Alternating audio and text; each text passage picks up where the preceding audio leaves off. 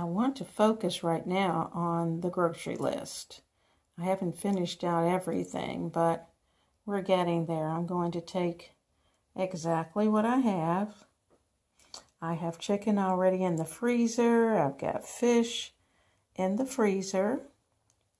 One thing that I'm doing new, well, not really new, but I'm making you aware of the fact that the recipes beginning in 2019 will be on my blog rather than down in the Show More section of the video. So look for them on my blog at Ebony, Ivy, and Thyme blogspot at blogspot.com. And voila!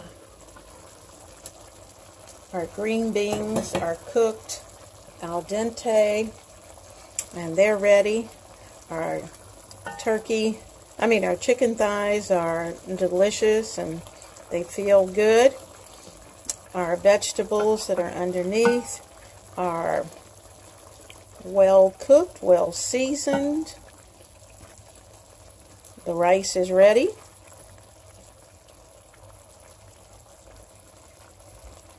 And I'm going to serve up our plate.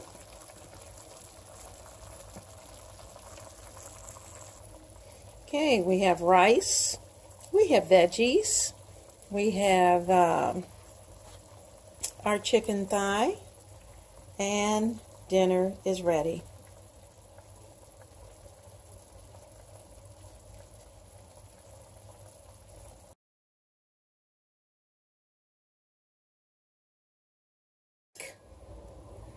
And you see how it's not quite bubbling, but I'm going to go ahead and add 1 cup of green peas. Going to give it a good smush and stir it up real good. This is an excellent dish.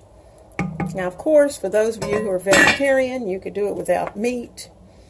Just make sure it's well seasoned, and it will come out equally as good. We just like the flavor of the bacon in it, so that's the reason why I add it. All right, there we go. It's at a rolling boil, and I'm going to give it a good stir. It smells great. The peas are nice and green. I don't want to overcook them, but I do want them to be tasty. I want them to pick up a lot of the flavor. Okay, potatoes look good.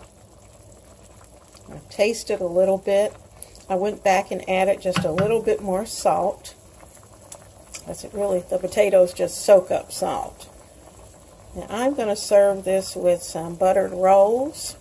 You can certainly choose to have cornbread or whatever kind of, it may even be crackers that you prefer.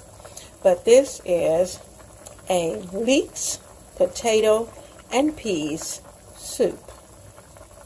You're going to love it.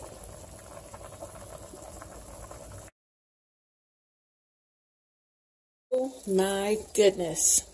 Let me get my bowl and get ready to scoop out some delicious weeknight paella.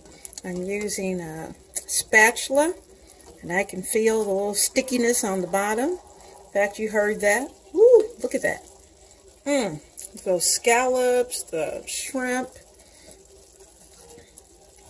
the chicken, the chorizo. It is absolutely delicious. Now that's that chicken bone I left in there. It's going to go on my plate because I like bones. There we go. There's the big guy's plate. I'm going to get a paper towel and kind of clean it up a little bit. But dinner is served. Yummy.